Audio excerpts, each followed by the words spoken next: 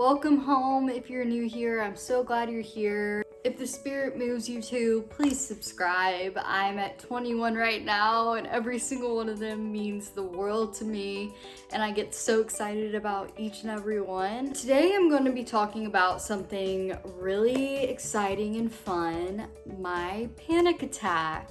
Clearly I'm kidding. This was not the best experience of my life. I don't know how it sounds, but this is just not something that was enjoyable to encounter in my life. It's pretty serious, and that's not my typical genre of choice when being on YouTube, but I'm hoping it'll help someone, maybe help someone who knows someone who's had a panic attack, or maybe you've had a panic attack and you'll feel related to, or you can send it to someone who doesn't understand, and just maybe it'll make us all more intelligent, who knows. But yes, it is not on brand for me to make this kind of thing, but I am branching out for the people, for my family on YouTube, 20 strong. Let's do this. My PA.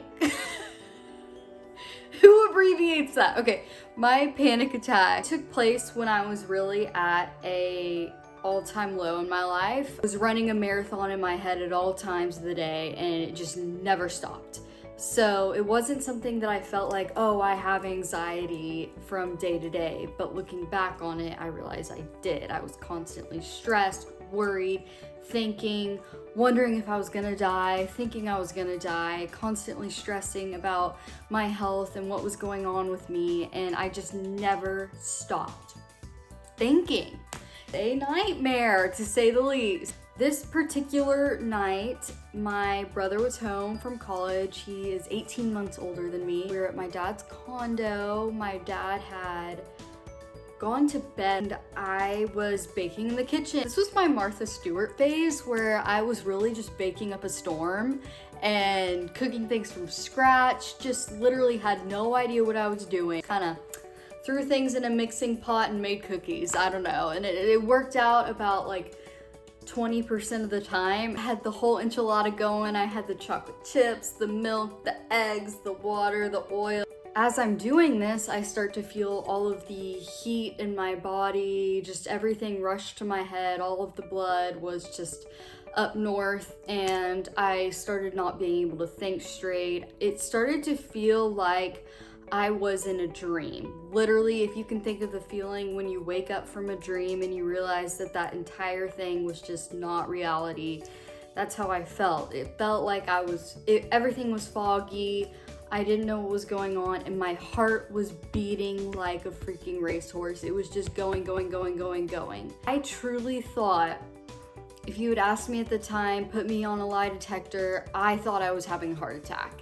And since I was so worried about my health at this time and I was so anxious at all times, I think it all just kind of built up to one peak where everything intersected, and I just really truly thought that I was dying. Tingles in my head, in my hands. It was such a physical thing that I didn't think it could possibly be something psychological like a panic attack.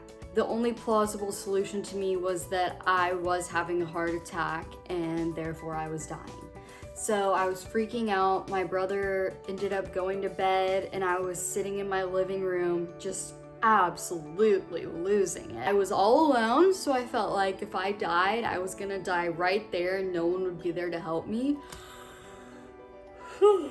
Not the right time for that yawn. I ended up calling my dad. It was late and he was pretty salty about that, but I called him, woke his butt up and told him to come downstairs because I was dying. Like, it's funny now, but at the time I was dead serious. I really did think I was dying, and I was like, this is it, Dad. This is the last hurrah.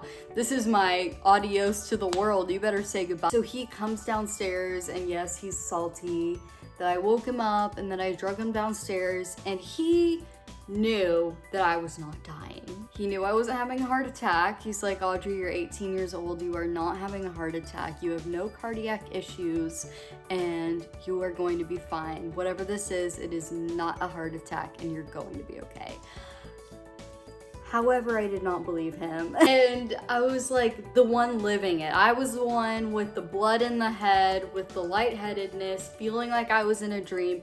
It did not feel like reality. It truly felt like everything was foggy and I was in a sauna and my life was just not actually happening. Something was definitely wrong. I knew that for a fact. And when he wasn't believing me, I was like, well, something here is wrong. Like, you may not be in my body, so you don't understand, but something is happening here. And that was the most frustrating part, is other people being on the outside and trying to say nothing was happening to you on the inside. I will never forget trying to explain and reiterate that I wasn't crazy and that something was happening and that he needed to pay attention because I was about to kick it.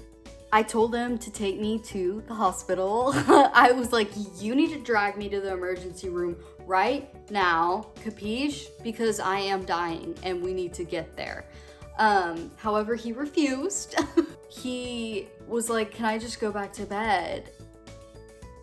Clearly not understanding the gravity of this situation to me. I was like, can you please just lay on the couch, lay here next to me? At this point, I was on the hardwood floors with a pillow under my head and my feet up on the ottoman, like I was in labor trying to calm myself down.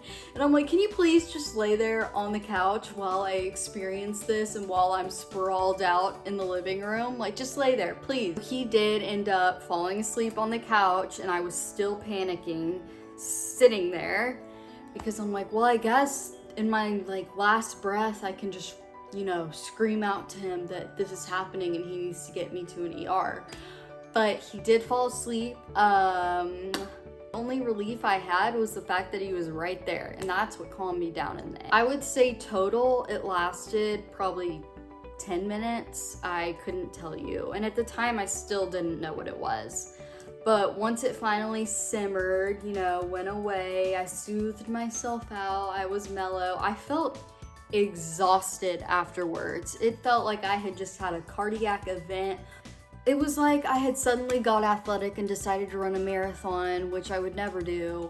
I was still lightheaded and I did not know what had just happened to me. I still thought it was a heart attack at the time. I'm like, wow, I recovered. How come other heart attack patients don't just, bounce back like this? I went to my bedroom and I passed out because I was exhausted.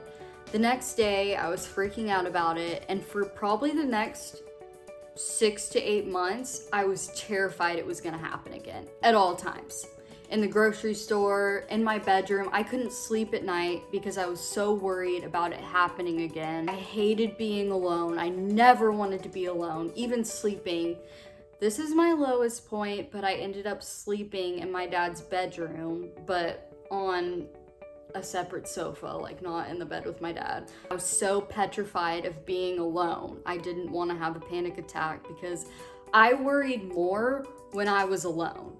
So I never wanted to be alone and build up to that happening again. I was truly shaken to my core. I was reverted to being like a 5-year-old, afraid of being alone, just truly being at my lowest point in life. And this is when I'm 18 years old. Started to get better gradually. I just want to say that everyone's anxiety is not caused by any certain circumstance that is one size fits all to everyone. Everyone's anxiety is caused by something different, and everyone's panic attack is caused by something different. I did not see mine coming. I had never experienced a panic attack before. I didn't know what they were like. I just kind of assumed that they were someone being really stressed out or worried or anxious, because it is such an overused term. Oh my gosh, you hear it literally daily, and I still say it. You are talking with your friends and they're like, oh my god, I had a panic attack. I was so worried about it. And they've never actually had a panic attack before. But once you experience it, you know that it is nothing like what they say it is. When you are in that place, the blood rushes to your head. It's more physical than mental and emotional. You don't even realize what's happening. Take me to the hospital right now.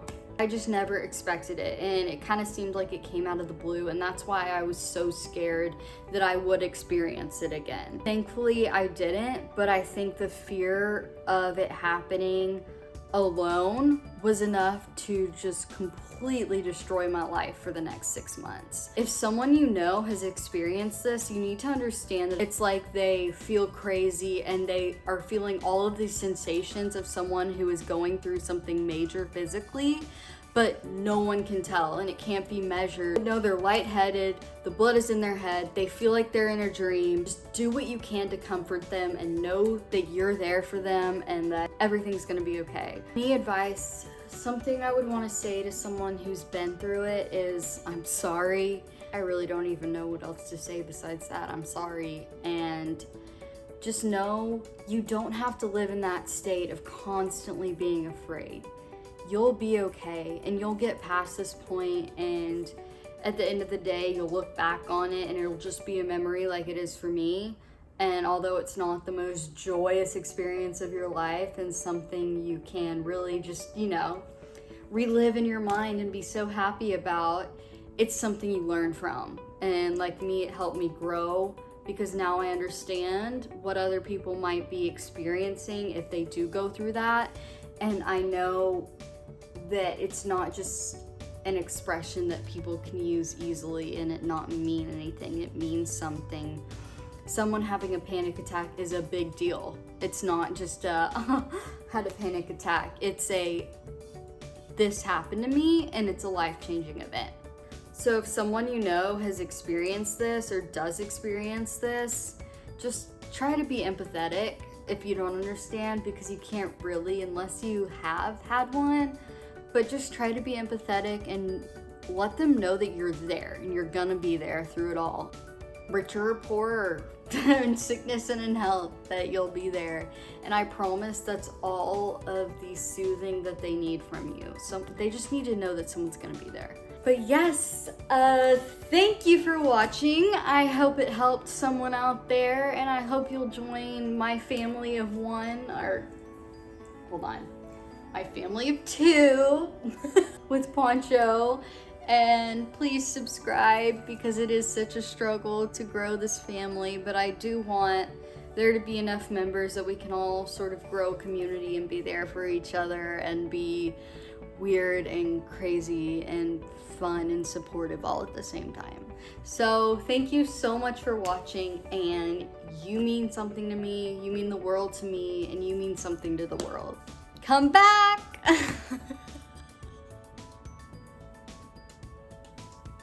Please come back.